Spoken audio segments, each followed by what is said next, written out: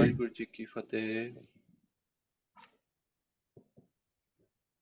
गुरु गोबिंद सिंह महाराज ने दसम ग्रंथ ਦੇ ਵਿੱਚ ਇੱਕ ਵਿਸ਼ੇਸ਼ ਬਾਣੀ ਲਿਖੀ ਹੈ ਜਿਸ ਦਾ ਨਾਮ ਹੈ ਸ਼ਸਤਰ ਨਾਮ ਮਾਲਾ। ਵੈਸੇ ਇਸ ਨੂੰ ਸ਼ਸਤਰਨਾਮਾ ਵੀ ਕਿਤੇ ਕਿਤੇ ਲਿਖਿਆ ਗਿਆ ਹੈ, ਪਰ ਠੀਕ ਸ਼ਬਦ ਜਿਹੜਾ ਹੈ ਉਹ ਸ਼ਸਤਰ ਨਾਮ ਮਾਲਾ ਹੈ। ਇਸ ਬਾਰੇ ਇਹ ਸਭ ਨੇ ਸੁਣਿਆ ਤੇ ਜ਼ਰੂਰ ਹੋਏਗਾ, ਪਰ ਕਈ ਵਾਰੀ ਸਾਨੂੰ ਇਸ ਦਾ ਭਾਵ ਕੀ ਹੈ, ਕਿਉਂ ਲਿਖੀ ਗਈ, ਇਹਦਾ ਪਿਛੋਕੜ ਕੀ ਹੈ, ਔਰ ਗੁਰੂ ਗ੍ਰੰਥ ਸਾਹਿਬ ਵਿੱਚ ਜਿਹੜੀ ਬਾਣੀ ਆਈ ਉਸ ਬਾਣੀ ਨਾਲ ਵੀ ਇਹਦਾ ਕੀ ਸੰਬੰਧ ਹੈ। ਇਹਨਾਂ ਗੱਲਾਂ ਬਾਰੇ ਸਾਨੂੰ ਕੁਝ ਜਾਣਕਾਰੀ ਲੈਣ ਦੀ ਇਸ ਵੇਲੇ ਮੈਂ ਕੋਸ਼ਿਸ਼ ਕਰ ਰਿਹਾ, ਜਿਹੜੇ ਤੁਹਾਡੇ ਨਾਲ ਸ਼ੇਅਰ ਕਰਾਂਗਾ। ਸ਼ਸਤਰਾਂ ਦੀ ਜੇ ਗੱਲ ਕਰੀਏ ਤਾਂ ਤੁਹਾਨੂੰ ਪਤਾ ਹੈ ਕਿ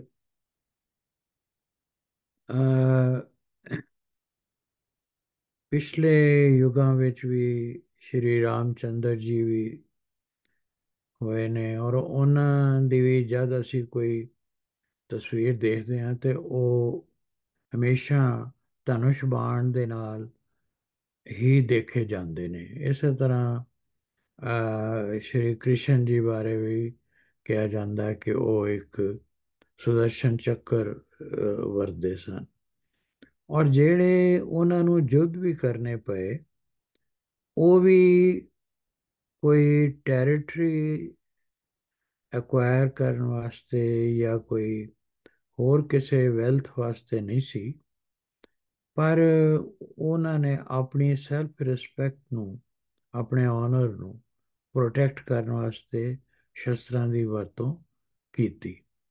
ਇਹੀ ਅੱਗੇ ਗੁਰਬਾਣੀ ਵਿੱਚ ਔਰ ਗੁਰੂ ਗੋਬਿੰਦ ਸਿੰਘ ਜੀ ਦੇ ਦਸਮ ਗ੍ਰੰਥ ਵਿੱਚ ਵੀ ਇਸੇ ਭਾਵਨਾ ਨਾਲ ਸ਼ਸਤਰਾਂ ਦੀ ਗੱਲ ਹੋਈ ਹੈ। ਸੋ ਚੂੰਕਿ ਉਹਦੇ ਵਿੱਚ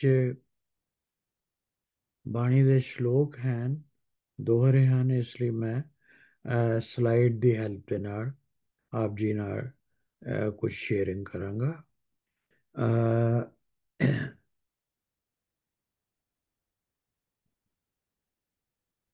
ਸੋ ਜਿਸ ਤਰ੍ਹਾਂ ਮੈਂ ਪਹਿਲੇ ਕਿਹਾ ਕਿ ਇਹਦੀ ਰਚਨਾ ਗੁਰੂ ਗੋਬਿੰਦ ਸਿੰਘ ਜੀ ਨੇ ਕੀਤੀ, ਔਰ ਇਹਦਾ ਠੀਕ ਨਾਂ ਜਿਹੜਾ ਹੈ ਉਹ ਹੈ ਸ਼ਸਤਰ ਨਾਮ ਮਾਲਾ।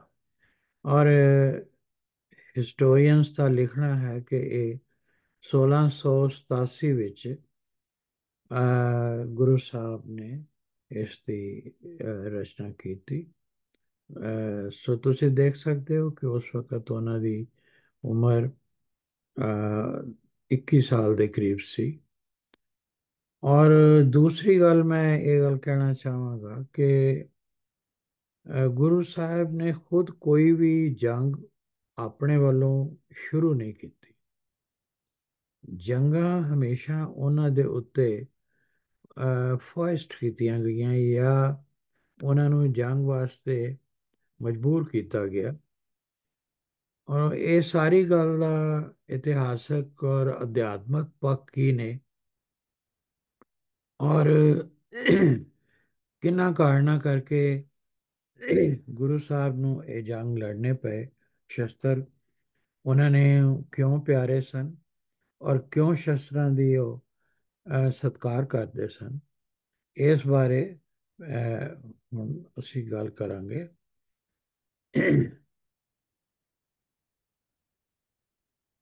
ਤੋ ਜੇ ਤੁਸੀਂ ਗੁਰੂ ਗ੍ਰੰਥ ਸਾਹਿਬ ਜੀ ਤੋਂ ਸ਼ੁਰੂ ਕਰੋ ਤਾਂ ਉਸ ਦੇ ਵਿੱਚ ਸ੍ਰੀ ਰਾਗ ਮਹਿਲਾ ਪਹਿਲਾ ਵਿੱਚ ਗੁਰੂ ਨਾਨਕ ਦੇਵ ਜੀ ਦੱਸ ਰਹੇ ਨੇ, ਤਰਕਸ ਤੀਰ ਕਮਾਨ ਸਾਂਗ ਤੇਗ ਬੰਦ ਗੁਣ ਤਾਕ। ਔਰ ਉਹਨਾਂ ਨੇ ਸਪਸ਼ਟ ਹੈ ਕਿ ਉਹਨਾਂ ਨੇ ਕਿਹਾ ਕਿ ਇਹ ਜਿੰਨੇ ਵੀ ਸ਼ਸਤਰ ਨੇ ਇਹਨਾਂ ਨੂੰ ਤੁਸੀਂ ਆਪਣੀ ਵਰਚੂਸ ਦੇ ਵਿੱਚ ਸ਼ਾਮਿਲ ਕਰੋ। ਬੀ ਵਰਚੁਅਸ। ਅਗਰ ਤੁਹਾਡੇ 'ਚ ਡਿਵਾਈਨ ਵਰਚੂਸ ਹੈਗੀਆਂ ਨੇ ਤਾਂ ਇਹ ਤੁਹਾਡੇ ਵਾਸਤੇ ਤਰਕਸ ਵੀ ਹੈ, ਤੀਰ ਵੀ ਹੈ, ਤੇਗਬੰਦ ਵੀ ਹੈ, ਔਰ ਤੁਹਾਡੇ ਲਈ ਸਾਰੀ ਜੀਵਨ ਵਿੱਚ ਸਹਾਈ ਵੀ ਹੈ। ਇਸੇ ਤਰ੍ਹਾਂ ਅੱਗੇ ਫਿਰ ਉਹਨਾਂ ਨੇ ਇੱਕ ਜਗ੍ਹਾ ਮਾਰੂ ਰਾਗ 'ਚ ਵੀ ਲਿਖਿਆ, ਗਿਆਨ ਖੜਗ ਲੈ ਮਨ ਸਿਉ ਲੂਝੇ, ਮਨਸਾ ਮਨੈ ਸਮਾਈ। ਗਿਆਨ ਦੀ ਤਲਵਾਰ ਲੈ ਕੇ ਆਪਣੇ ਮਨ ਦੇ ਵਿੱਚ ਜਿਹੜੇ ਮਾੜੇ ਵਿਚਾਰ ਨੇ ਉਹਨਾਂ ਦੇ ਨਾਲ ਸਟਰਗਲ ਕਰੋ, ਉਹਨਾਂ ਨੂੰ ਫਾਈਟ ਕਰੋ, ਔਰ ਇਹਨਾਂ ਨੂੰ ਵਿਚਾਰਾਂ ਨੂੰ ਆਪਣੇ ਮਨ ਵਿੱਚ ਐਬਜ਼ੌਰਬ ਕਰ ਲਓ। ਮਨੇ ਸਮਾਈ ਹੈ। ਇਸੇ ਤਰ੍ਹਾਂ ਗੁਰੂ ਰਾਮਦਾਸ ਜੀ ਮਹਾਰਾਜ ਵੀ ਫਰਮਾ ਰਹੇ ਨੇ, ਸਤਗੁਰ ਕਾ ਖੜਗ ਸੰਜੋ। ਸੋ ਸੰਜੋ is the Armour which ਪ੍ਰੋਟੈਕਟਸ the body. ਸੋ ਉਹ ਕਹਿੰਦੇ ਨੇ ਕਿ ਤੁਸੀਂ ਖੜਗ ਨੂੰ, ਸਵੋਰਡ ਨੂੰ ਔਰ ਆਪਣੀ ਆਰਮਰ ਬਣਾਓ, ਆਪਣੇ ਆਪ ਨੂੰ ਬਚਾਓ ਉਸ ਗੁਰੂ ਦੇ ਗਿਆਨ ਦੀ ਖੜਗ ਦੇ ਨਾਲ। ਉਸੇ ਨਾਲ ਹੀ ਤੁਹਾਡੇ ਸਾਰੇ ਡਰ ਔਰ ਹੋਰ ਜਿੰਨੇ ਵੀ ਕਸ਼ਟ ਨੇ ਉਹ ਦੂਰ ਹੋਣਗੇ। ਹੁਣ ਜਿਸ ਤਰ੍ਹਾਂ ਮੈਂ ਪਹਿਲੇ ਕਿਹਾ ਕਿ ਗੁਰੂ ਸਾਹਿਬ ਨੇ ਜੰਗ ਕਿਸੇ ਸੰਸਾਰਿਕ ਪ੍ਰਾਪਤੀ ਵਾਸਤੇ ਨਹੀਂ ਬਲਕਿ ਅਨਿਆਂ ਦੇ ਵਿਰੁੱਧ ਕੀਤਾ। ਸੋ ਗੁਰੂ ਅਰਜਨ ਦੇਵ ਜੀ ਮਹਾਰਾਜ ਨੇ ਵੀ ਰਾਗ ਭੈਰੋਂ 'ਚ ਫਰਮਾਇਆ, ਤੋ ਕੜੀਏ ਜੇ ਅਨਿਆਏ ਕੋ ਕਰਤਾ ਮਰਤਾ। ਜੇ ਕੋਈ ਵਿਅਕਤੀ ਅਨਿਆਏ ਦੇ ਕਾਰਨ ਮਰਦਾ ਹੈ ਤਾਂ ਮੈਨੂੰ ਦੁੱਖ ਹੁੰਦਾ। ਕੜੀਏ ਤੋ ਕੜੀਏ ਜੇ ਅਨਿਆਏ ਕੋ ਮਰਤਾ। ਔਰ ਭਾਈ ਗੁਰਦਾਸ ਜੀ ਨੇ ਵੀ ਇਸੇ ਬਾਰੇ ਲਿਖਿਆ ਹੈ ਕਿ ਅਗਰ ਖੇਤ ਨੂੰ ਹੀ ਵਾੜ ਹੀ ਉਸਦੀ ਖਾਣ ਲੱਗ ਪਏ, ਜਿਸ ਨੇ ਕਿ ਉਹਦੀ ਰੱਖਿਆ ਕਰਨੀ ਹੈ, ਖੇਤੇ ਕੋ ਖਾਏ ਵਾਰ ਕੌਣ ਧਾਏ ਰੱਖਣਹਾਰ। ਕੌਣ ਆਏਗਾ ਉਸ ਦੀ ਰੱਖਿਆ ਕਰਨ ਵਾਸਤੇ। ਔਰ ਅੱਗੇ ਉਹ ਦੱਸ ਰਹੇ ਨੇ ਆਪਣੇ ਉਸ ਜ਼ਮਾਨੇ ਦੇ ਹੁਕਮਰਾਨਾਂ ਬਾਰੇ ਕਿ ਚੱਕਰਵੇ ਕਰੇ ਅਨਿਆਓ, ਜਿਹੜੇ ਰੂਲਰ ਸਨ ਉਸ ਸਮੇਂ ਦੇ ਵਿੱਚ, ਜਦੋਂ ਉਹਨਾਂ ਲਿਖਿਆ ਕਿ ਅਗਰ ਉਹੀ ਅਨਿਆਏ ਕਰਨ ਤੇ ਪੁੱਛੇ ਕੌਣ ਸਾਖੀ ਹੈ, ਫਿਰ ਵਿਟਨੈਸ ਕੌਣ ਬਣੇਗਾ, ਕੌਣ ਉਹਨਾਂ ਦੀ ਪ੍ਰੋਟੈਕਸ਼ਨ ਕਰੇਗਾ। ਹੁਣ ਤੁਸੀਂ ਅੱਗੇ ਆਓ ਕਿ ਤਲਵਾਰ ਦੇ ਬਾਰੇ ਸਾਡੇ ਬਾਣੀ ਵਿੱਚ ਔਰ ਅਰਦਾਸ ਵਿੱਚ ਔਰ ਕਈ ਜਗ੍ਹਾ ਇੱਕ ਵਰਡ ਭਗਉਤੀ ਵਰਤਿਆ ਜਾਂਦਾ ਹੈ। ਸੋ ਕਈ ਲੋਕਾਂ ਨੂੰ ਇਹ ਭੁਲੇਖਾ ਹੈ ਕਿ ਸ਼ਾਇਦ ਇਹ ਭਗਵਤੀ ਤੋਂ ਬਣਿਆ ਹੈ ਜਾਂ ਕਿਸੇ ਦੇਵੀ ਦੇਵਤਾ ਦਾ ਇਸ ਵਿੱਚ ਸੰਕੇਤ ਹੈ। ਸੋ ਐਸਾ ਨਹੀਂ ਹੈ। ਭਾਈ ਗੁਰਦਾਸ ਦੀ ਵੀ ਵਾਰਾਂ ਦੇ ਵਿੱਚ ਇਹ ਆਉਂਦਾ ਹੈ ਕਿ ਲੋਹੇ ਦੀ ਤਲਵਾਰ ਤੋਂ ਹੀ ਇਹ ਭਗਉਤੀ ਵਰਡ ਆਇਆ ਹੈ। ਔਰ ਇਹ ਇੱਕ ਅਲੰਕਾਰ ਹੈ, ਇੱਕ method of presentation in literature ਹੈ। ਔਰ ਜੇ ਤੁਸੀਂ ਸਿੱਖ ਇਤਿਹਾਸ ਨੂੰ ਦੇਖੋ ਤਾਂ ਗੁਰੂ ਹਰਗੋਬਿੰਦ ਸਾਹਿਬ ਜੀ ਨੇ ਜਿਹੜੀਆਂ ਦੋ ਤਲਵਾਰਾਂ ਪਹਿਨੀਆਂ, ਕਿ ਉਸ ਦਾ ਕੀ ਕਾਰਨ ਸੀ। ਗੁਰੂ ਸਾਹਿਬ ਨੇ ਅੱਛੇ ਗੁਣਾਂ ਦੇ ਨੂੰ ਹਥਿਆਰ ਬਣਾ ਕੇ ਦੱਸਣ ਦੀ ਗੱਲ ਪਹਿਲੇ ਗੁਰੂ ਗ੍ਰੰਥ ਸਾਹਿਬ ਵਿੱਚ ਕਹੀ, ਪਰ ਅਨਿਆਂ ਬੰਦ ਨਹੀਂ ਹੋਇਆ। ਦੁਨੀਆ ਤੇ ਜ਼ੁਲਮ ਔਰ ਅਨਿਆਂ ਹੁੰਦਾ ਰਿਹਾ। ਇਹ ਬਾਬਰ ਤੋਂ ਸ਼ੁਰੂ ਹੋਇਆ, ਔਰੰਗਜ਼ੇਬ ਤੱਕ ਚੱਲਦਾ ਰਿਹਾ। ਔਰ ਗੁਰੂ ਅਰਜਨ ਦੇਵ ਜੀ ਮਹਾਰਾਜ ਨੂੰ ਬੜੀ ਵੱਡੀ ਇੱਕ ਸ਼ਹਾਦਤ ਉਹਨਾਂ ਨੇ ਦਿੱਤੀ ਇਸ ਅਨਿਆਂ ਦੇ ਖਿਲਾਫ। ਸੋ ਇੱਥੇ ਤੱਕ ਗੱਲ ਪੀਰੀ ਦੀ ਸੀ। ਉਸ ਤੋਂ ਬਾਅਦ ਫਿਰ ਇੱਕ ਤਲਵਾਰ ਤਾਂ ਉਹਨਾਂ ਨੇ ਪੀਰੀ ਦੀ ਸੀ, ਅਧਿਆਤਮਕ ਗੱਲਬਾਤ ਦੀ ਸੀ, ਜਿਨ੍ਹਾਂ ਦਾ ਮੈਂ ਪਿੱਛੇ ਜ਼ਿਕਰ ਕੀਤਾ। ਫਿਰ ਦੂਸਰੀ ਤਲਵਾਰ ਉਹਨਾਂ ਨੇ ਮੀਰੀ ਦੀ ਪਹਿਨੀ। ਮੀਰੀ ਦਾ ਮਤਲਬ ਹੈ ਕਿ ਰਾਇਲ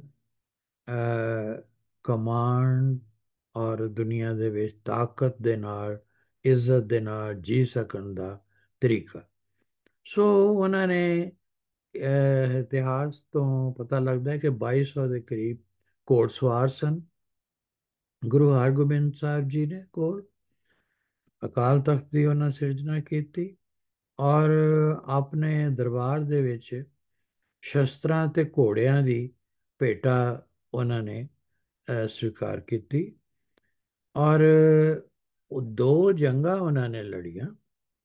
1628 ਵਿੱਚ ਅੰਮ੍ਰਿਤਸਰ ਦੀ ਜੰਗ ਸਮੇਂ ਉਹਨਾਂ ਨੇ ਇੱਕੋ ਵਾਰ ਨਾਲ ਆਪਣੀ ਤਲਵਾਰ ਨਾਲ ਮੁਖਲਿਸ ਖਾਨ, ਜੋ ਉਹਨਾਂ ਦੇ ਉੱਤੇ ਹਮਲਾ ਕਰਨ ਆਇਆ ਸੀ 7000 ਫੌਜ ਲੈ ਕੇ, ਉਸ ਦੀ ਗਰਦਨ ਨੂੰ ਉਹਨਾਂ ਨੇ ਇੱਕ ਹੀ ਵਾਰ ਨਾਲ ਅਲੱਗ ਕਰ ਦਿੱਤਾ। ਜਿਸ ਦਾ ਨਤੀਜਾ ਕੀ ਹੋਇਆ ਕਿ ਹਾਲਾਂਕਿ ਗੁਰੂ ਸਾਹਿਬ ਕੋਲ ਫੌਜ ਬਹੁਤ ਘੱਟ ਸੀ, ਲੇਕਿਨ ਜਦ ਜਨਰਲ ਮੁਖਲਿਸ ਖਾਨ ਜਿਹੜਾ ਸੀ, ਉਸ ਨੂੰ ਉਹਨਾਂ ਨੇ ਉਹਦੀ ਗਰਦਨ ਕੱਟੀ, ਤਾਂ ਉਸ ਦੇ ਨਾਲ ਸਾਰੇ 7000 ਦੇ 7000 ਉਸ ਦੇ ਫੌਜੀ ਭੱਜ ਉੱਠੇ। ਇਸੇ ਤਰ੍ਹਾਂ 1635 ਵਿੱਚ ਕਰਤਾਰਪੁਰ ਦੀ ਜੰਗ ਹੋਈ, ਜਿਸ ਵਿੱਚ ਪੈਂਦੇ ਖਾਨ ਨੂੰ ਉਹਨਾਂ ਨੇ ਇਸੇ ਤਰੀਕੇ ਨਾਲ ਮਾਰਿਆ, ਔਰ ਉਸ ਦੇ ਸ਼ਾਹਜਹਾਨ ਨੇ ਉਸ ਨੂੰ ਭੇਜਿਆ ਸੀ। ਉਹ ਸ਼ਾਹਜਹਾਨ ਦੀ ਭੇਜੀ ਹੋਈ ਬੜੀ ਵੱਡੀ ਫੌਜ ਜਿਹੜੀ ਸੀ, ਉਹ ਵੀ ਭੱਜ ਉੱਠੀ। ਸੋ ਇਹ ਇੱਕ ਭਗੌਤੀ ਜਿਹੜੀ ਹੈ, ਇਹ ਇੱਕ ਤਲਵਾਰ ਹੈ, ਜਿਸ ਨੂੰ ਕਿ ਗੁਰੂ ਸਾਹਿਬ ਨੇ ਵਰਤਨ ਦੀ ਜਾਂਚ ਦੱਸੀ, ਉਸ ਦੀ ਜ਼ਰੂਰਤ ਦੱਸੀ।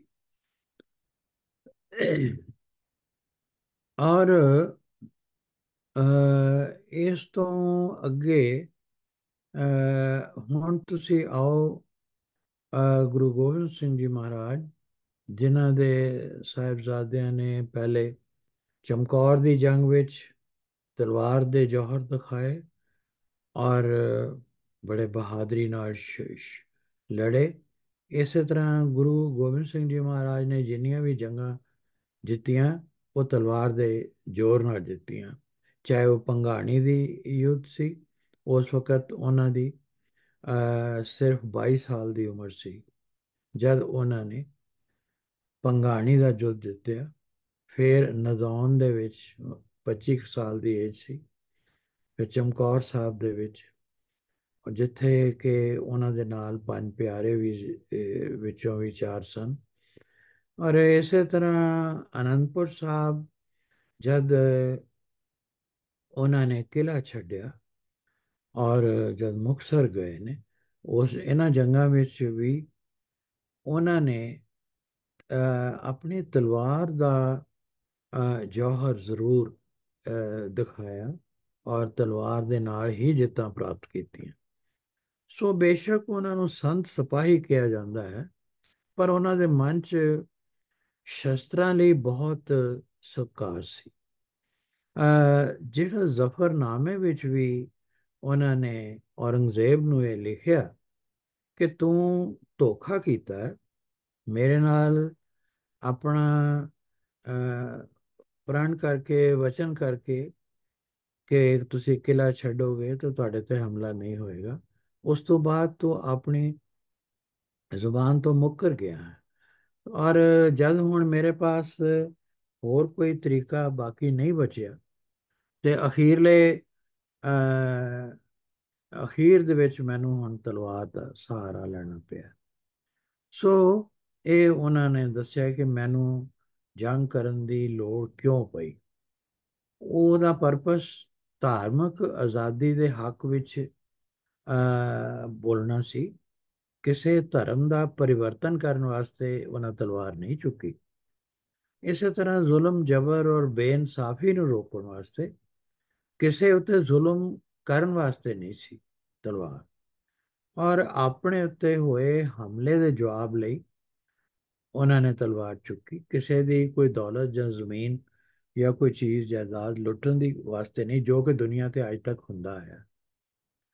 ਸੋ ਭਗਉਤੀ, ਜਿਸ ਤਰ੍ਹਾਂ ਮੈਂ ਪਹਿਲੇ ਕਿਹਾ ਕਿ ਇਸ ਨੂੰ ਕਈ ਲੋਕ ਮਿਸ ਅੰਡਰਸਟੈਂਡ ਕਰਦੇ ਨੇ, ਕਈ ਡੈਲੀਬਰੇਟਲੀ ਇਸ ਨੂੰ ਮਿਸ ਰਿਪਰੈਜ਼ੈਂਟ ਵੀ ਕਰਦੇ ਨੇ ਸਿੱਖਾਂ ਦੇ ਖਿਲਾਫ, ਕਿ ਇਹ ਕੋਈ ਡੀਆਈਟੀ ਹੈ, ਕੋਈ ਦੇਵੀ ਦੇਵਤਾ ਹੈ। ਤਾਂ ਐਸਾ ਨਹੀਂ ਹੈ। ਜਿੱਦਾਂ ਮੈਂ ਪਹਿਲੇ ਕਿਹਾ, ਇਹ ਇੱਕ ਅਲੰਕਾਰ ਹੈ ਜਿਸ ਨੂੰ ਅਸੀਂ ਮੈਟਾਫਰ ਵੀ ਕਹਿ ਸਕਦੇ ਹਾਂ। ਔਰ ਗੋਬਿੰਦ ਸਿੰਘ ਜੀ ਮਹਾਰਾਜ ਨੇ ਜਿਹੜੀ ਅਰਦਾਸ ਲਿਖੀ ਹੈ, ਉਹਦੇ ਵਿੱਚ ਉਹ ਪਹਿਲੇ ਪ੍ਰਥਮ ਭਗਉਤੀ ਸਿਮਰ ਕੇ ਇੱਥੋਂ ਸ਼ੁਰੂ ਕਰਦੇ ਨੇ ਕਿ ਮੈਂ ਪਹਿਲੇ ਪਰਮਾਤਮਾ ਨੂੰ ਸਿਮਰਨ ਕਰਦਾ ਹਾਂ। ਔਰ ਪਰਮਾਤਮਾ, ਔਰ ਸਵੋਰਡ ਜਿਹੜੀ ਹੈ, ਤਲਵਾਰ ਜਿਹੜੀ ਹੈ, ਉਹ ਇੱਕ ਪਰਮਾਤਮਾ ਦੀ ਸ਼ਕਤੀ ਦਾ ਰੂਪ ਹੈ। ਉਸ ਤੋਂ ਬਾਅਦ ਉਹ ਗੁਰੂ ਸਾਹਿਬਾਨ ਤੇ ਦੂਸਰੇ ਗੁਰੂ ਨਾਨਕ ਤੋਂ ਲੈ ਕੇ ਤੇ ਗੁਰੂ ਤੇਗ ਬਹਾਦਰ ਸਾਹਿਬ ਦੇ ਬਾਰੇ ਉਹਨਾਂ ਨੂੰ ਯਾਦ ਕਰਨ ਦੀ, ਉਹਨਾਂ ਨੂੰ ਸਿਮਰਨ ਕਰਨ ਦੀ ਗੱਲ ਬਾਅਦ 'ਚ ਕਰਦੇ ਨੇ। ਪਰ ਪਹਿਲੇ ਪਰਮਾਤਮਾ ਨੂੰ ਯਾਦ ਕਰਦੇ ਨੇ। ਔਰ ਪਰਮਾਤਮਾ ਨੂੰ ਯਾਦ ਕਰਨ ਵਾਸਤੇ ਉਹ ਤਲਵਾਰ ਨੂੰ ਭਗਉਤੀ ਦੇ ਰੂਪ ਵਿੱਚ ਪ੍ਰੈਜ਼ੈਂਟ ਕਰਦੇ। ਗੁਰੂ ਸਾਹਿਬ ਇੱਕ ਬੜੇ ਤੇਗ ਦੇ ਧਨੀ ਸਨ। ਹਾਲਾਂਕਿ ਉਹਨਾਂ ਦੇਗ ਤੇਗ ਫਤਿਹ ਇਹ ਵਰਡ, ਇਹ ਫਰੇਜ਼ ਯੂਜ਼ ਕੀਤੀ ਹੈ। ਦੋਨੋਂ ਦੇਗ ਨੂੰ ਵੀ ਔਰ ਤੇਗ ਨੂੰ ਵੀ ਉਹਨਾਂ ਨੇ ਬੜੀ ਇੰਪੋਰਟੈਂਸ ਦਿੱਤੀ ਹੈ। ਔਰ ਉਹਨਾਂ ਦੀ ਤੇਗ ਦੇ ਬਾਰੇ ਭਾਈ ਨੰਦ ਲਾਲ ਜੀ ਨੇ ਵੀ ਇਹ ਗੱਲ ਲਿਖੀ ਹੈ ਕਿ ਤੇਗ ਰਾ ਫਤਾ ਗੁਰੂ ਗੋਬਿੰਦ ਸਿੰਘ। ਗੁਰੂ ਗੋਬਿੰਦ ਸਿੰਘ ਤੇਗ ਦੇ ਧਨੀ ਹਨ, ਔਰ ਉਹਨਾਂ ਦੀ ਫਤਿਹ ਦਾ ਕਾਰਨ ਉਹਨਾਂ ਦੀ ਇਹ ਐਕਸਪਰਟਾਈਜ਼, ਇਹ ਮਹਾਰਤ ਔਰ ਇਹ ਤੇਗ ਹੈ। ਔਰ ਬੜੀ ਛੋਟੀ ਉਮਰ, ਜਿਸ ਤਰ੍ਹਾਂ ਮੈਂ ਪਹਿਲੇ ਕਿਹਾ, ਉਹਨਾਂ ਨੇ ਇਹ ਜਿਹੜੇ ਜੰਗ ਜਿੱਤੇ, ਉਸ ਦਾ ਵੱਡਾ ਕਾਰਨ ਉਹਨਾਂ ਦੇ ਤੇਗ ਦੀ ਮਹਾਰਤ, ਉਹਨਾਂ ਦਾ ਜੌਹਰ ਸੀ। ਔਰ ਇਸ ਦੇ ਨਾਲ ਹੀ ਜਿਹੜੀ ਸਭ ਤੋਂ ਇੰਪੋਰਟੈਂਟ ਗੱਲ ਉਹਨਾਂ ਦੀ ਲਾਈਫ ਦੀ ਹੈ, ਉਹ ਹੈ ਖਾਲਸੇ ਦੀ ਸਿਰਜਣਾ, ਵਿਸਾਖੀ 1699 'ਚ।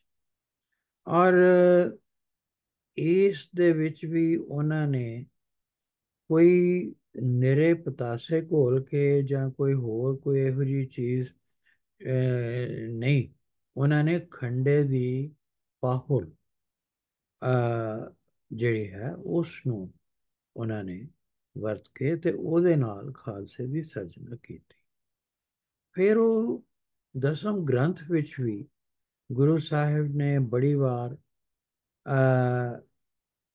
ਤੇਗ ਦਾ, ਤਲਵਾਰ ਦਾ ਜ਼ਿਕਰ ਕੀਤਾ।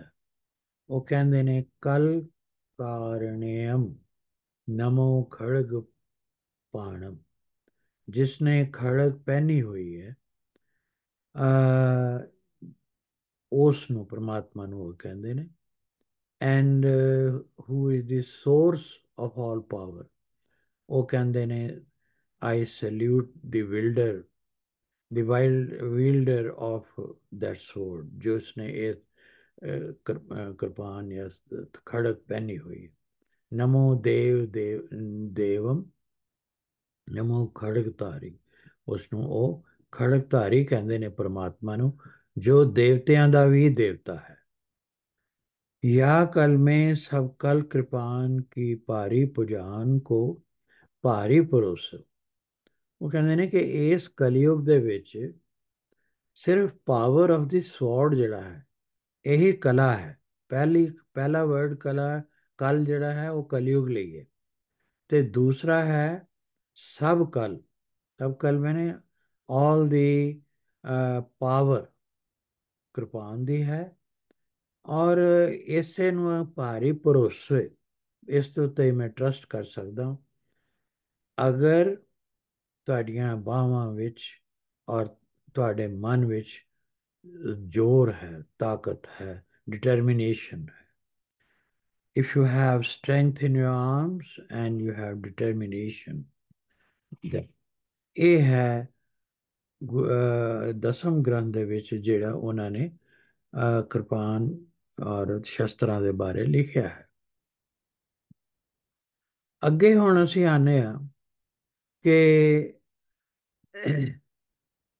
ਸ਼ਸਤਰ ਨਾਮ ਮਾਲਾ ਕੀ ਹੈ। ਇਸ ਵਿੱਚ 5 ਚੈਪਟਰ ਨੇ, 5 ਅਧਿਆਏ ਨੇ, ਔਰ ਸ਼ੁਰੂ ਉਹ ਇਸ ਗੱਲ ਤੋਂ ਕਰਦੇ ਨੇ ਕਿ ਜਿਸ ਵਿਅਕਤੀ ਵਿੱਚ ਅਧਿਆਤਮਕਤਾ ਦਾ ਆਧਾਰ ਹੈ, ਸ਼ਸਤਰ ਵਰਤਨ ਦਾ ਅਖਤਿਆਰ ਉਸੇ ਨੂੰ ਹੈ। ਇਮੋਰਲ ਆਬਜੈਕਟਿਵਸ ਨਾਲ ਜਾਂ ਇਮੋਰਲ ਕਰੈਕਟਰ ਵਾਲੇ ਬੰਦੇ ਨੂੰ ਸ਼ਸਤਰ ਵਰਤਨ ਦਾ ਕੋਈ ਅਧਿਕਾਰ ਨਹੀਂ ਹੈ। ਉਹ ਆਪਣੇ ਮੰਗਲਾਚਰਨ 'ਚ ਇਸ ਗੱਲ ਨੂੰ ਕਹਿੰਦੇ ਨੇ ਕਿ ਵਰਤੋਂ ਲਈ ਸ਼ਸਤਰਾਂ ਦੇ ਅਧਿਆਤਮਕਤਾ ਦਾ ਆਧਾਰ ਜ਼ਰੂਰੀ ਹੈ। ਸੋ ਉਹ ਸ਼ੁਰੂ ਇੱਥੋਂ ਕਰਦੇ ਨੇ ਅਥ, ਉਹ ਆਪਣੀ ਇੱਕ ਕਿਸਮ ਦੇ ਨਾਲ ਸੀਲ ਉਸ ਉੱਤੇ ਲਗਾਉਂਦੇ ਨੇ ਕਿ ਇਹ this is an authentic document. ਅਥ ਸ੍ਰੀ ਸ਼ਸਤਰ ਨਾਮ ਮਾਲਾ ਪੁਰਾਣ ਲਿਖੇ ਤੇ ਪਾਤਸ਼ਾਹੀ ਦਸਵੀਂ, ਕਿ ਉਹ ਖੁਦ ਕਹਿੰਦੇ ਨੇ ਕਿ ਮੈਂ ਲਿਖਿਆ ਸ਼ਸਤਰਾਂ ਦੇ ਨਾਮਾਂ ਦੀ ਮਾਲਾ, ਔਰ ਪੁਰਾਣ ਤੋਂ ਇੱਥੇ ਅਰਥ ਹੈ ਗਿਆਨ। ਸਭ ਤੋਂ ਪਹਿਲੇ ਜਿਹੜੇ ਪੇਜਸ ਨੇ ਇਸ ਦੇ 27 ਪੇਜਸ ਦੇ ਵਿੱਚ, ਉਹ ਸ਼ਸਤਰਾਂ ਦੇ ਪ੍ਰਕਾਰਾਂ ਦੀ ਜ਼ਿਕਰ ਕਰਦੇ ਨੇ ਕਿ ਕਿੰਨੇ ਪ੍ਰਕਾਰ ਦੇ ਸ਼ਸਤਰ ਹਨ, ਉਹਨਾਂ ਦੇ ਨਾਮ ਕੀ ਨੇ, ਨਾਮ ਮਾਲਾ, ਔਰ ਉਹਨਾਂ ਦੇ ਗੁਣਾਂ ਬਾਰੇ, ਉਹਨਾਂ ਦੀ ਵਡਿਆਈ ਬਾਰੇ ਗੁਰੂ ਸਾਹਿਬ ਆਪਣੀ ਇਸ ਬਾਣੀ ਦੇ ਵਿੱਚ ਜ਼ਿਕਰ ਕਰਦੇ ਨੇ। ਅੱਗੇ 28 ਤੋਂ 56 ਪੇਜ ਤੱਕ ਉਹ ਕਿਰਪਾਨ ਔਰ ਖੰਡੇ ਦੇ ਬਾਰੇ ਜ਼ਿਕਰ ਕਰਦੇ ਨੇ। ਕਈ ਕਿਸਮ ਦੀਆਂ ਕਿਰਪਾਨਾਂ ਨੇ, ਦੁਧਾਰੀ ਹੈ, ਕਰਵਡ ਹੈ, ਹੋਰ ਤਰ੍ਹਾਂ ਦੀਆਂ ਕਈ ਕਿਰਪਾਨਾਂ ਨੇ, ਔਰ ਕਈ ਕਿਸਮ ਦੇ ਖੰਡੇ ਹੁੰਦੇ ਨੇ। ਉਹਨਾਂ ਸਾਰਿਆਂ ਦੇ ਨਾਮ ਲਿਖੇ ਨੇ, ਔਰ ਫਿਰ ਇਹ ਦੱਸੇ ਕਿ ਹਾਊ ਮੈਨੀ ਫਾਰਮਸ, ਕਿੱਥੇ ਵਰਤਣੇ ਨੇ, ਉਹਨਾਂ ਦੀ ਕੀ ਵਡਿਆਈ ਹੈ, ਕੀ ਗੁਣ ਨੇ ਉਹਨਾਂ ਦੇ ਵਿੱਚ, ਉਹਨਾਂ ਨਾਲ ਕੀ ਕੁਝ ਅਚੀਵ ਕੀਤਾ ਜਾ ਸਕਦਾ। ਤੇ ਅਗਲੇ ਚੈਪਟਰ ਵਿੱਚ ਫਿਰ ਉਹ 57 ਤੋਂ 74 ਤੱਕ ਚੱਕਰ, ਜਿਸ ਨੂੰ ਇੰਗਲਿਸ਼ ਵਿੱਚ ਕੁਆਇਟ ਕਹਿੰਦੇ ਨੇ, QUOIT, ਕੁਆਇਟ। ਇਹ ਚੱਕਰ, ਜਿਸ ਤਰ੍ਹਾਂ ਮੈਂ ਪਹਿਲੇ ਕਿਹਾ ਕਿ ਕ੍ਰਿਸ਼ਨ ਜੀ ਦੇ ਟਾਈਮ ਦੇ ਵਿੱਚ ਵੀ ਕਿਹਾ ਜਾਂਦਾ ਸੀ ਵੀ ਉਹਨਾਂ ਨੇ ਜਿਹੜੇ ਮਹਾਭਾਰਤ ਦਾ ਯੁੱਧ ਹੋਇਆ ਉਹਦੇ ਵਿੱਚ ਵੀ ਇਹ ਸੁਦਰਸ਼ਨ ਚੱਕਰ ਉਹਨਾਂ ਨੇ ਵਰਤਿਆ, ਉਹਦਾ ਜ਼ਿਕਰ ਹੈ। ਇਹ ਉਹੀ ਚੱਕਰ ਦੀ ਗੱਲ ਹੈ। ਇਹ ਹੱਥ ਨਾਲ ਸੁੱਟੇ ਜਾਣ ਵਾਲਾ ਇੱਕ ਸ਼ਸਤਰ ਹੈ, ਔਰ ਇਸ ਨੂੰ ਸੁੱਟਣ ਦੀ ਇੱਕ ਬੜਾ ਸਪੈਸ਼ਲ ਤਰੀਕਾ ਹੈ। ਐਸਾ ਤਰੀਕਾ ਹੈ ਕਿ ਜਿਸ ਵਕਤ ਇਸ ਨੂੰ ਘੁਮਾ ਕੇ ਸੁੱਟਿਆ ਜਾਂਦਾ ਹੈ ਇੱਕ ਚੱਕਰ ਨੂੰ, ਤਾਂ ਇੱਕ ਨਹੀਂ ਸੈਂਕੜੇ ਦੁਸ਼ਮਣ ਦੇ ਫੌਜੀ ਜਿਹੜੇ ਸਾਹਮਣੇ ਉਸ ਦੇ ਸਰਕਲ ਦੇ ਵਿੱਚ ਆ ਜਾਂਦੇ ਨੇ, ਉਹਨਾਂ ਦੀਆਂ ਗਰਦਨਾਂ ਨੂੰ ਉਹ ਉਤਾਰ ਦਿੰਦਾ ਹੈ। ਅੱਗੇ ਫਿਰ ਗੁਰੂ ਸਾਹਿਬ ਨੇ ਬਾਣ, ਤੀਰ ਕਮਾਨ ਦੀ ਗੱਲ ਕੀਤੀ ਹੈ। ਭਾਲੇ ਜਿਹੜੇ ਕਿ ਦੂਰੋਂ ਸੁੱਟੇ ਜਾਂਦੇ ਨੇ, ਉਹਨਾਂ ਬਾਰੇ ਉਹਨਾਂ ਨੇ ਗੱਲ ਕੀਤੀ ਹੈ। ਔਰ ਬਰਛੇ ਜਿਹੜੇ ਨੇ, ਨੇਜ਼ੇ, ਬਰਛੇ, ਸਪੇਅਰਸ ਜਿਸਨੂੰ ਕਹਿ ਸਕਦੇ, ਉਹਨਾਂ ਦੇ ਵਰਤਨ ਦਾ ਢੰਗ ਦੱਸਿਆ ਹੈ, ਉਹਨਾਂ ਦੇ ਫਾਰਮਸ ਦੱਸੀਆਂ ਨੇ, ਔਰ ਉਹਨਾਂ ਨਾਲ ਜੋ ਤੁਸੀਂ ਡੈਮੇਜ ਕਾਜ਼ ਕਰ ਸਕਦੇ ਹੋ, that he has tried to explain in this chapter. ਅੱਗੇ ਫਿਰ ਇੱਕ ਹੋਰ ਤਰ੍ਹਾਂ ਦਾ ਸ਼ਸਤਰ ਦੀ ਗੱਲ ਕਰਦੇ ਨੇ, ਜਿਸ ਨੂੰ ਅਸੀਂ ਇੰਗਲਿਸ਼ ਵਿੱਚ ਨੂਜ਼ ਕਹਿ ਸਕਦੇ ਹਾਂ। ਕਿਸੇ ਦੇ ਗਲੇ ਦੇ ਵਿੱਚ ਫੰਦਾ ਪਾਉਣਾ ਦੂਰੋਂ, ਉਹ ਦੂਰੋਂ ਸੁੱਟਿਆ ਜਾਣ ਵਾਲਾ ਇੱਕ ਚਮੜੇ ਦਾ ਇੱਕ ਫੰਦਾ ਬਣਿਆ ਹੁੰਦਾ ਹੈ, ਕਿ ਜਿਸ ਨੂੰ ਸੁੱਟਣਾ ਵੀ ਚੱਕਰ ਵਾਂਗ ਇੱਕ ਆਰਟ ਹੈ। ਹਰ ਬੰਦਾ ਇਹ ਕੰਮ ਨਹੀਂ ਕਰ ਸਕਦਾ। ਉਹਨੂੰ ਐਸੇ ਤਰੀਕੇ ਨਾਲ ਸੁੱਟਿਆ ਜਾਂਦਾ ਹੈ ਕਿ ਦੂਸਰੇ ਜਿਹੜਾ ਜਨਰਲ ਹੈ ਉਹਨਾਂ ਦਾ ਉਸ ਦੇ ਗਲੇ ਦੇ ਵਿੱਚ ਹੀ ਇਸ ਆਮ ਤੌਰ ਤੇ ਸੁੱਟਿਆ ਜਾਂਦਾ ਹੈ। ਅਗਰ ਉਸ ਦਾ ਗਲਾ ਉਸ ਪਾਸ਼ ਦੇ ਵਿੱਚ, ਉਸ ਨਿਊਜ਼ ਦੇ ਵਿੱਚ ਫਸ ਜਾਏ, ਤਾਂ ਤੁਸੀਂ ਉਸ ਨੂੰ ਪੁੱਲ ਅਪ ਕਰਕੇ ਆਪਣੇ ਪਾਸ ਵੀ ਲਿਆ ਸਕਦੇ ਹੋ। ਉਸ ਨੂੰ ਉਹਦੇ ਵਿੱਚ ਉਹਦੇ ਗਰਦਨ ਨੂੰ ਕੱਸਿਆ ਵੀ ਜਾ ਸਕਦਾ। ਔਰ ਤੁਹਾਨੂੰ ਅਖੀਰ ਦੇ ਵਿੱਚ ਜਿਹੜੀ ਗੱਲ ਹੈ, ਕੁੱਲ 1318 ਇਸ ਦੇ ਛੰਦ ਨੇ। ਉਹਨਾਂ ਨੇ ਤੁਪਕ, ਤੁਪਕ ਦਾ ਮਤਲਬ ਹੈ ਬੰਦੂਕ, ਔਰ ਗੋਲਾ ਬਾਰੂਦ ਜਿਹੜਾ ਹੈ, ਇਸ ਨੂੰ ਕਿੱਦਾਂ ਜੰਗ ਵਿੱਚ ਵਰਤਣਾ ਹੈ, ਇਸ ਬਾਰੇ ਗੁਰੂ ਸਾਹਿਬ ਨੇ ਇਸ ਦੇ ਅਖੀਰਲੇ ਚੈਪਟਰ ਦੇ ਵਿੱਚ ਲਿਖਿਆ। ਕਿੰਨੇ ਕਿਸਮ ਦੇ ਨੇ, ਕਿਸ ਤਰ੍ਹਾਂ ਵਰਤਣਾ, ਔਰ ਉਹਨਾਂ ਨੇ ਪ੍ਰਸ਼ੰਸਾ ਕੀਤੀ ਹੈ। ਸੋ ਇਹ ਉਸ ਦੀ ਬਣਤਰ ਦੇ ਬਾਰੇ ਮੈਂ ਆਪ ਜੀ ਨੂੰ ਦੱਸਿਆ, ਔਰ ਕੁਝ ਥੋੜੀ ਜਿਹੀ ਉਸ ਦੇ ਬਾਰੇ ਮੈਂ ਹੋਰ ਜਾਣਕਾਰੀ ਦਿਆਂਗਾ। ਸ਼ਸਤਰ ਨਾਮ ਮਾਲਾ ਦੇ ਵਿੱਚ ਉਹ ਇੱਥੋਂ ਸ਼ੁਰੂ ਕਰਦੇ ਨੇ, ਸਾਗ ਸਰੋਹੀ ਸੈਫ ਹਸਤ ਤੀਰ ਤੁਪਕ ਤਲਵਾਰ। ਪਰਮਾਤਮਾ ਨੂੰ ਐਡਰੈਸ ਕਰਕੇ ਕਹਿੰਦੇ ਨੇ ਕਿ ਇਹ ਜਿੰਨੇ ਵੀ ਸ਼ਸਤਰ ਨੇ ਜਿਨ੍ਹਾਂ ਦੇ ਬਾਰੇ ਉਹਨਾਂ ਲਿਖਿਆ ਹੈ, ਇਹ ਸਾਰੇ ਜਿਹੜੇ ਨੇ ਇਹ ਡਿਸਟਰੋਇਰਸ ਨੇ, ਪਰ ਇਹ ਮੇਰੇ ਪ੍ਰੋਟੈਕਟਰ ਵੀ ਨੇ, ਔਰ ਇਹ ਡਿਸਟਰੋਏ ਕਰਦੇ ਨੇ ਜ਼ੁਲਮ ਨੂੰ, ਅਨਿਆਏ ਨੂੰ। ਸੋ ਅੱਗੇ ਉਹ ਕਹਿੰਦੇ ਨੇ, ਅੱਗੇ ਇਸੇ ਤਰ੍ਹਾਂ ਉਹਨਾਂ ਨੇ ਹੋਰ ਸ਼ਸਤਰਾਂ ਦਾ ਵਰਣਨ ਕੀਤਾ। ਅਸਕ੍ਰਿਪਾਨ, ਤਾਰਾ ਤਰੀ, ਸੈਫ ਮੂਲ, ਜਮਦਾੜ, ਇਹ ਸਾਰੇ ਸ਼ਸਤਰਾਂ ਦੇ ਨੇਮਸ ਨੇ, ਉਹਨਾਂ ਦੇ ਨਾਂ ਨੇ। ਹੋਰ ਕੁਝ ਥੋੜਾ ਜਿਹਾ ਅੱਗੇ ਚਲੀਏ ਤਾਂ ਆਂਦਾ ਅਸਕ੍ਰਿਪਾਨ, ਖੰਡੋ ਖੜਗ, ਤੁਪਕ ਤਪਕ ਔਰ ਤੀਰ। ਇਹ ਸਾਰੇ ਜਿਹੜੇ ਨੇ ਕਿਰਪਾਨ, ਤਲਵਾਰ, ਕਿਰਪਾਨ, ਖੰਡੇ, ਬੰਦੂਕਾਂ ਔਰ ਹੋਰ ਤੀਰ ਵਗੈरह, ਇਹੀ ਉਹ ਕਹਿੰਦੇ ਨੇ ਯਹੀ ਹਮਾਰੇ ਪੀਰ। ਉਹ ਇਹ ਕਹਿੰਦੇ ਨੇ ਇਹ ਮੇਰੇ ਗਾਈਡ ਨੇ। ਪੀਰ ਤੋਂ ਕੋਈ ਧਾਰਮਿਕ ਸੈਂਸ ਨਹੀਂ ਹੈ, ਇਹ ਉਹ ਕਹਿੰਦੇ ਨੇ ਕਿ ਮੇਰੀ ਲਾਈਫ ਦੀ ਫਿਲਾਸਫੀ ਜਿਹੜੀ ਹੈ, ਉਸ ਨੂੰ ਇਹ ਵੈਪਨ ਜਿਹੜੇ ਨੇ ਇਹ ਗਾਈਡ ਕਰ ਰਹੇ ਨੇ।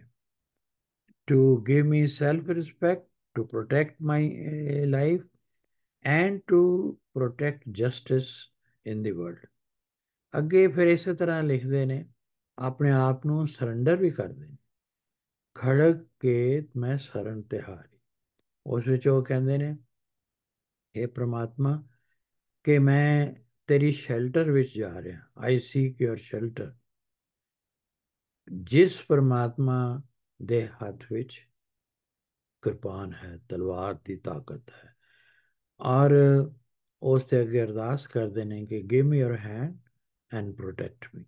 ਇਹ ਚੌਪਈ ਦੇ ਵਿੱਚ ਵੀ ਆ ਜਾਂਦਾ ਹੈ। ਇਸ ਤੋਂ ਅੱਗੇ ਮੈਂ ਸੰਖੇਪ ਵਿੱਚ ਉਹਨਾਂ ਸ਼ਸਤਰਾਂ ਦੇ ਦਰਸ਼ਨ ਮੈਂ ਆਪ ਜੀ ਨੂੰ ਕਰਾ ਰਿਹਾ। ਜਿਹੜਾ ਤਲਵਾਰ, ਇਹ ਆਮ ਤੌਰ ਉੱਤੇ 30 ਤੋਂ 33 ਇੰਚ ਦੇ ਵਿਚਕਾਰ ਹੁੰਦੀ, ਕਰਵਡ ਹੁੰਦੀ ਹੈ। ਖੰਡਾ ਜਿਹੜਾ ਹੈ, ਇਸ ਨੂੰ ਬੇਸ਼ੱਕ ਇਸ ਤਰ੍ਹਾਂ ਦਿਖਾਇਆ ਜਾਂਦਾ ਹੈ ਕਿ ਦੋ ਤਲਵਾਰਾਂ ਦੇ ਵਿਚਕਾਰ ਔਰ ਵਿਚਕਾਰ ਚੱਕਰ, ਪਰ ਅਸਲ ਵਿੱਚ ਖੰਡਾ ਜਿਹੜਾ ਇਹਦੇ ਸੈਂਟਰ ਦੇ ਵਿੱਚ ਵਰਟੀਕਲ ਵਿੱਚ ਹੈ, ਖੜੇ ਰੂਪ 'ਚ ਹੈ, ਉਹ ਹੈ। ਔਰ ਕਿਰਪਾਨ ਆਮ ਤੌਰ ਤੇ ਅੱਜ ਕੱਲ੍ਹ 9 ਇੰਚ ਦੀ ਕਿਰਪਾਨ ਜਿਹੜੀ ਰਾਈਟ ਸਾਈਡ ਤੇ ਦਿਖਾਈ ਹੈ, ਇਸ ਨੂੰ ਕਿਹਾ ਜਾਂਦਾ। ਔਰ ਇਸੇ ਤਰ੍ਹਾਂ ਅੱਗੇ ਖੰਡਾ ਮੈਂ ਆਪ ਜੀ ਨੂੰ ਦਿਖਾ ਰਿਹਾ, ਇਹ ਪਲੇਨ ਵੀ ਹੋ ਸਕਦਾ ਹੈ, ਔਰ ਉਹਦਾ ਇੱਕ ਸਾਈਡ ਦੇ ਉੱਤੇ ਉਸ ਦੀਆਂ ਕਿੰਗਰੀਆਂ ਬਣੀਆਂ ਹੁੰਦੀਆਂ ਨੇ, ਕੋਰੂਗੇਟਡ ਵੀ ਹੁੰਦਾ। ਔਰ ਇਹ ਜਨਰਲੀ 3 ਫੁੱਟ ਦੀ ਲੰਬਾਈ ਇਸ ਦੀ ਹੁੰਦੀ, ਥੋੜੀ ਬਹੁਤ ਵੱਧ ਘੱਟ ਹੋ ਸਕਦੀ ਹੈ, ਪਰ ਦਿਸ ਇਜ਼ ਦਿਸ ਸਟੈਂਡਰਡ। ਇਸੇ ਤਰ੍ਹਾਂ ਢਾਲ ਹੈ, ਸ਼ੀਲਡ, ਜਿਸ ਨੂੰ ਗੁਰੂ ਸਾਹਿਬ ਨੇ ਬਾਣੀ 'ਚ ਪਿੱਛੇ ਆਪਣੀ ਸ਼ੀਤ ਦੀ ਗੱਲ ਕੀਤੀ ਹੈ।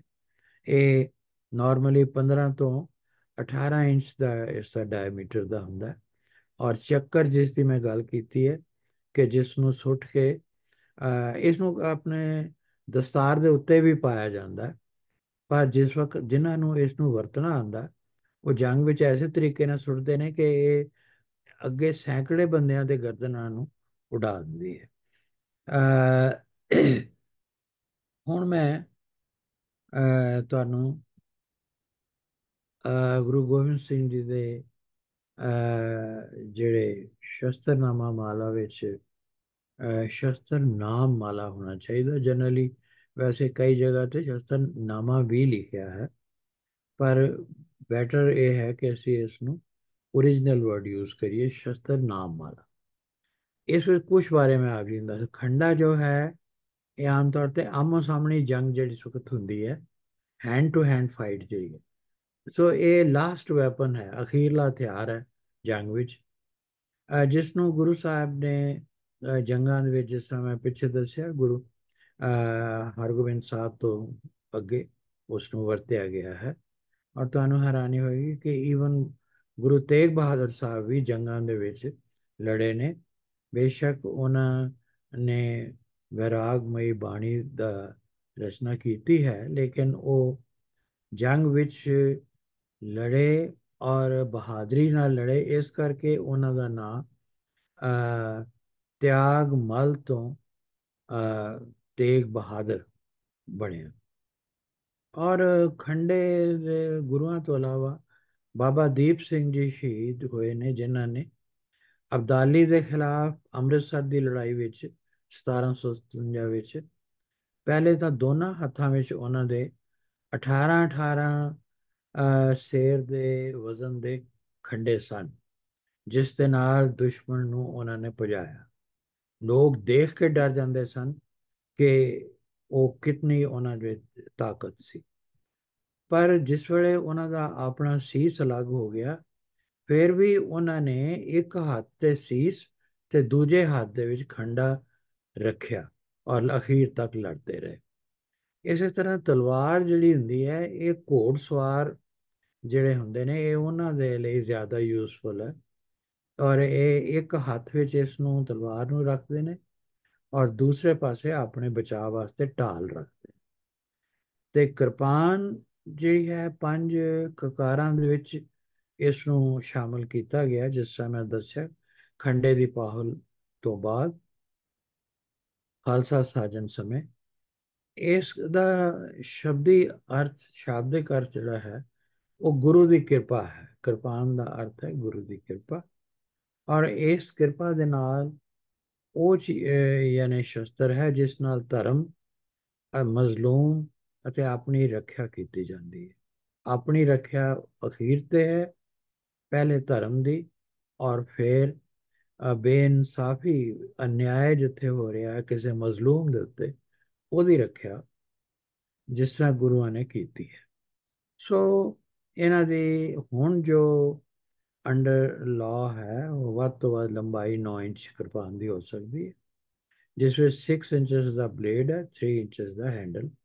ਇਹ ਲੀਗਲੀ ਪਰਮਿਟਡ ਹੈ ਹਰ ਸਿੱਖ ਨੂੰ। ਵਰਲਡ ਵਾਰ 1 ਤੋਂ ਪਹਿਲੇ ਇਸ ਦੀ ਲੰਬਾਈ 18 ਇੰਚ ਵੀ ਹੁੰਦੀ ਸੀ, ਪਰ 1922 ਵਿੱਚ ਸਿੱਖਾਂ ਦੀ ਸਹਿਮਤੀ ਨਾਲ ਹੀ ਇਸ ਦੀ ਫਿਰ ਲੰਬਾਈ ਨੂੰ ਚੇਂਜ ਕੀਤਾ ਗਿਆ।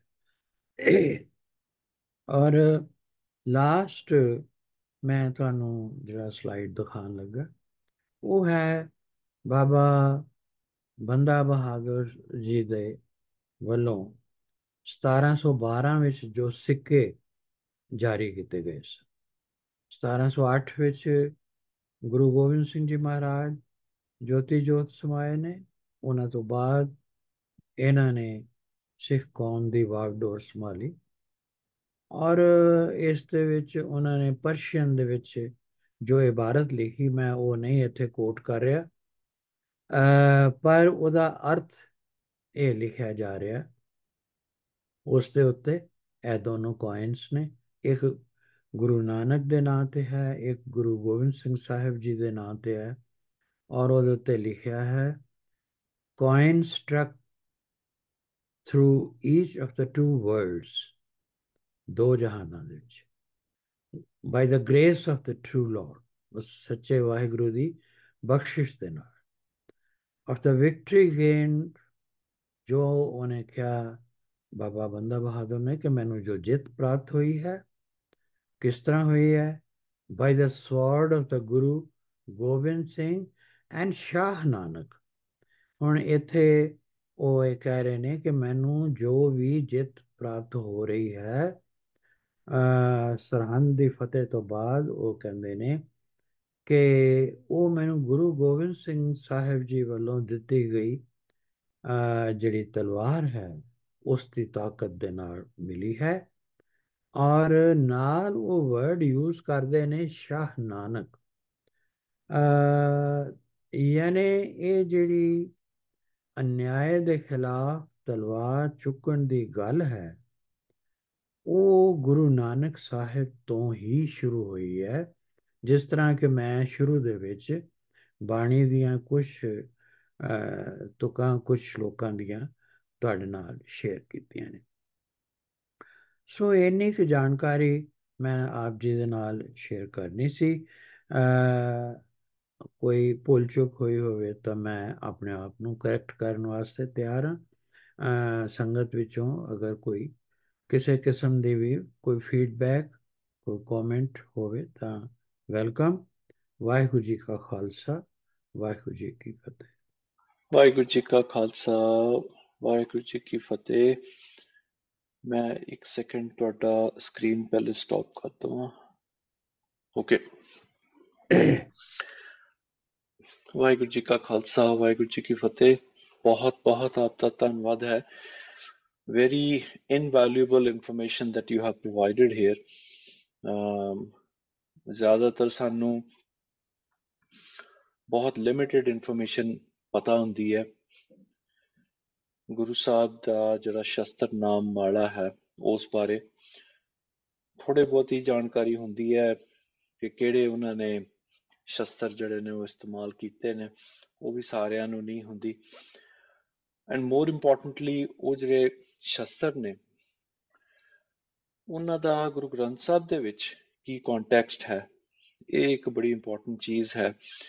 ਕਿਉਂਕਿ ਸਾਨੂੰ ਇਹ ਕਦੀ ਨਹੀਂ ਭੁੱਲਣਾ ਚਾਹੀਦਾ ਕਿ ਅਲਟੀਮੇਟਲੀ ਇੱਕ ਸਿੱਖ ਦਾ ਜਿਹੜਾ ਜੀਵਨ ਹੈ, ਉਸ ਦੀ ਜਿਹੜੀ ਜੀਵਨ ਜਾਂਚ ਹੈ, ਉਹ ਅਲਟੀਮੇਟਲੀ ਹਰ ਥਾਂ ਦੇ ਵਿੱਚ, ਹਰ ਐਸਪੈਕਟ ਦੇ ਵਿੱਚ ਗੁਰੂ ਗ੍ਰੰਥ ਸਾਹਿਬ ਦੇ ਨਾਲ ਕਨੈਕਟਡ ਹੈ। ਔਰ ਉਸੇ ਤੋਂ ਸੇਧ ਲੈ ਕੇ ਗੁਰੂ ਸਾਹਿਬ ਨੇ ਅੱਗੇ ਜੋ ਵੀ ਆਪਣੀ ਗਾਈਡੈਂਸ ਪ੍ਰੋਵਾਈਡ ਕੀਤੀ ਹੈ, ਗੁਰੂ ਗੋਬਿੰਦ ਸਿੰਘ ਜੀ ਮਹਾਰਾਜ ਨੇ, ਉਹ ਉਹਨਾਂ ਨੇ ਉੱਥੋਂ ਹੀ ਸੇਧ ਲੈ ਕੇ ਕੀਤੀ ਹੈ। ਤੇ ਸੋ ਐਨੀਵੇਜ਼ ਆਪ ਦਾ ਬਹੁਤ ਬਹੁਤ ਧੰਨਵਾਦ ਹੈ ਜੀ। Very informative discussion and